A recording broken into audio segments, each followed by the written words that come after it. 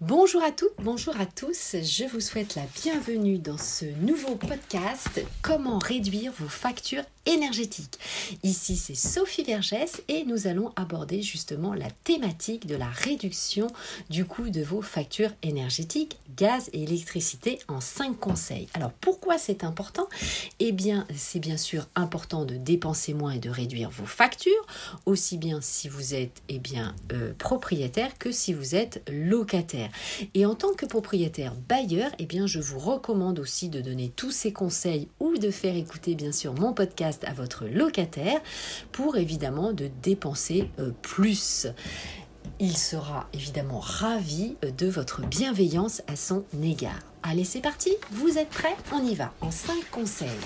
Le premier conseil, c'est bien sûr de débrancher vos appareils en veille. Ça ne sert à rien, lorsque votre portable, vous l'avez fini de charger, vous pouvez débrancher votre portable.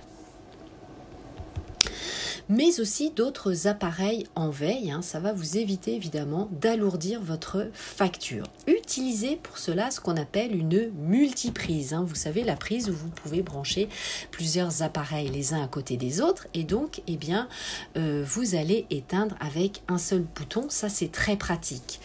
Ça va être pratique aussi d'utiliser cette multiprise lorsque vous êtes en télétravail, puisque vous avez plusieurs appareils, souvent deux branchés, et donc pareil, le soir, vous arrêtez avec un seul bouton. Deuxième point, pensez au mode économique de vos appareils, notamment pour le lave-vaisselle, la machine à laver. Vous savez que le mode économique va permettre de pouvoir laver soit votre vaisselle, soit votre linge en demi-charge. Ça, c'est pratique. Donc, pensez évidemment à utiliser ce bouton. Autre point, il faut trier votre linge, le blanc d'un côté, la couleur de l'autre et les laver à la température évidemment idoine, adéquate. Sinon, vous allez consommer une énergie qui n'est pas nécessaire. Donc ça, c'est très important, trier votre linge. Et si vous pouvez sécher votre linge sans le sèche-linge, évidemment, cela vous coûtera moins cher. Troisièmement, nettoyez régulièrement vos appareils, c'est-à-dire nettoyer le filtre, dégivrer votre réfrigérateur ou votre congélateur. Vous allez consommer un tiers en moins d'énergie. Donc c'est énorme. Dès que la couche de givre recouvre votre congélateur de 3 mm au moins, il faut penser à le dégivrer. Quatrième point, aérez régulièrement votre logement. Bien sûr, on en parle avec la crise sanitaire du coronavirus, mais évidemment, ça va vous éviter de chauffer votre logement.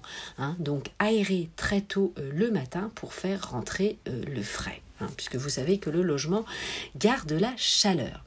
Alors avant d'aborder le 5e et dernier point, vous pouvez me suivre bien sûr sur les différents réseaux sociaux.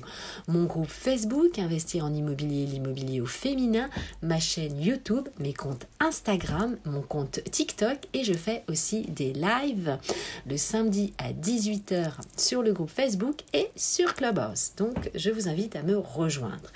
5e et dernier point, comparez vos fournisseurs de gaz ou d'électricité. Avoir un comparatif, vous savez que maintenant vous avez différents fournisseurs, va vous permettre de réduire vos factures et de payer moins cher. Cela évidemment va vous faire gagner des économies.